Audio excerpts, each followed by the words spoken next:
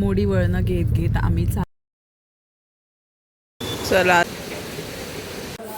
आपल्याला जेवढी पाहिजे तेवढी दक्षिणा द्यायचं असं काही नाही. हाय, गुड मॉर्निंग गाईज, कसे आहेत तुम्ही सर्व? तर पुन्हा एकदा खूप खूप खूप खूप जास्त स्वागत आहे माझ्या नवीन ब्लॉगमध्ये तुमचं. कालचा दिवस आम्ही थोडी रेस्ट केलेली आहे आणि आज आम्ही निघालेलो आहोत शिवखोरीला जायला. तर दिवसाची सुरुवात झालेली आहे आमची आणि त्या दिवशी जसं आम्ही वैष्णोदेवीच्या यात्रेला जाताना स्टार्ट केलं होतं चाय आणि बनमस्का खाऊन.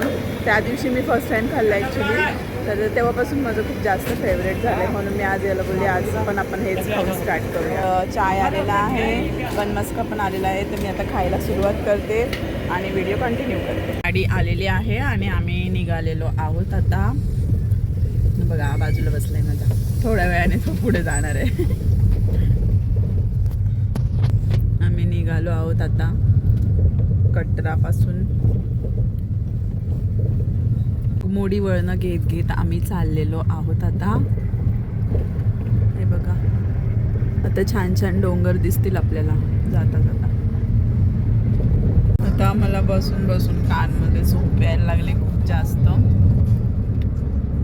ना चाललेलं आणि मातीचा इतका छान स्मेल येतोय, खूप मस्त स्मेल येतोय मातीचा.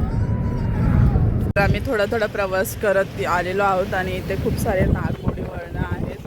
तर मला खूप त्रास होतोय त्याचा. आणि आम्ही आता ते थोड्या वेळासाठी ही आहे चिनाब नदी जी पाकिस्तानात सुद्धा गेलेली आहे. ही बघा आता आम्ही इथे थोडेफार फोटोशूट करतो. हे बघा ब्रिजच्या त्या साईडला सुद्धा आहे. गाईज खूप सारा प्रवास करून आम्ही पोचलेलो आहोत. तर मी खूप असं डिहायड्रेट झाली होती. मला माहिती नाही कशामुळे, झोपेमुळे की कशामुळे. झोपेमुळे झालं की कशामुळे झालं माहिती नाही आहे. झोप पूर्ण झाली नसेल त्याच्यामुळे पण झालं असेल मे बी. कारण की रात्री झोपायला खूप लेट झाला होता आणि सकाळी पण आम्ही लवकर उठून आलो.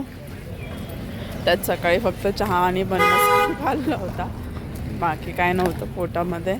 तर चहा बनमस्का सगळं केलं आहे. तर आम्ही आता आम्हाला सोडलं इथे गाडीने. तर आम्ही इथे पुढे पुढे चालत चाललो आहे. आता मे बी पर्ची काढायची आम्हाला, त्याच्यानंतर मग आम्ही पुढे जाणार. जर तुम्हाला पण म्हणजे तुम्ही तर यालच असं नाही की तुम्ही जेव्हा केव्हा याल इकडे तेव्हा शिवखोडीला येताना ना असे खूप सारे नागमोडी वळण आहेत. जेव्हा गाडी एक साईडला अशी होते त्याच्यामुळे खूप त्रास होतो, ॲसिडिटी होते, वॉमिटिंगचे त्रास होतात. आणि त्याच्यामुळे काय पूर्ण झोप कंप्लीट करून यायची आपली.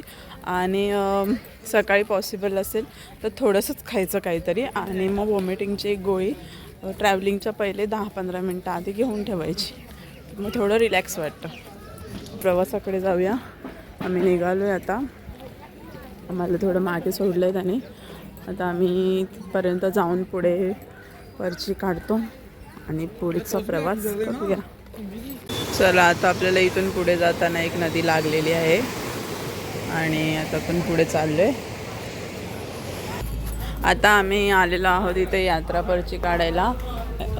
रजिस्ट्रेशन काउंटर असं लिहिलेलं आहे बाहेर. हे तिथे लाईनसाठी आहेत.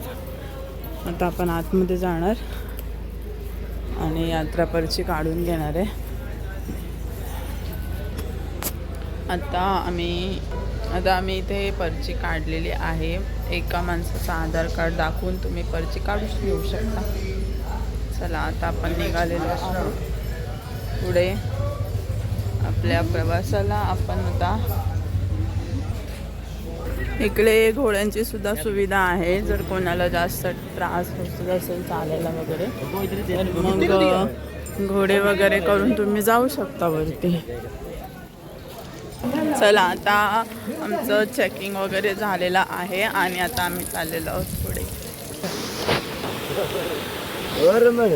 आता आपण इथून जाणार आहे पुढे. आता हा ट्रॅक चालू झालेला आहे आणि हा आहे टोटल 7 किलोमीटरचा ट्रॅक. येऊन जाऊन 7 किलोमीटर.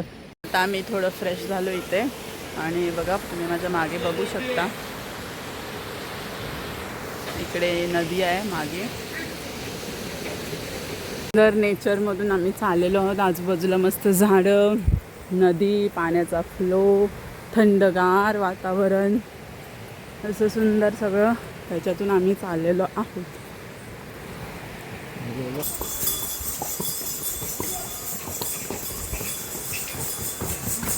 बाबा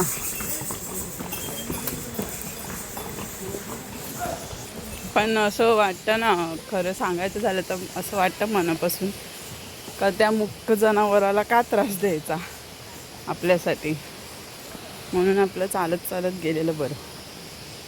इथून जाता जाता आपल्याला लागलेलं आहे राम मंदिर. इथून सरळ जाऊन इकडे एक मंदिर आहे. ऑलमोस्ट 1-1.5 किलोमीटर झालं असेल, 2 किलोमीटर, अजून 2 किलोमीटर बाकी आहे. टोटल 3.5 किलोमीटर जायचं आहे आणि येताना पण 3.5 किलोमीटर, असं मिळून 7 किलोमीटर. हे बघा आम्ही आता हा टिक्का लावून घेतलेला आहे ओमचा. आपल्याला जेवढी पाहिजे तेवढी दक्षिणा द्यायचं असं काही नाही आहे, कंपल्सरी नाही आहे कोणाला.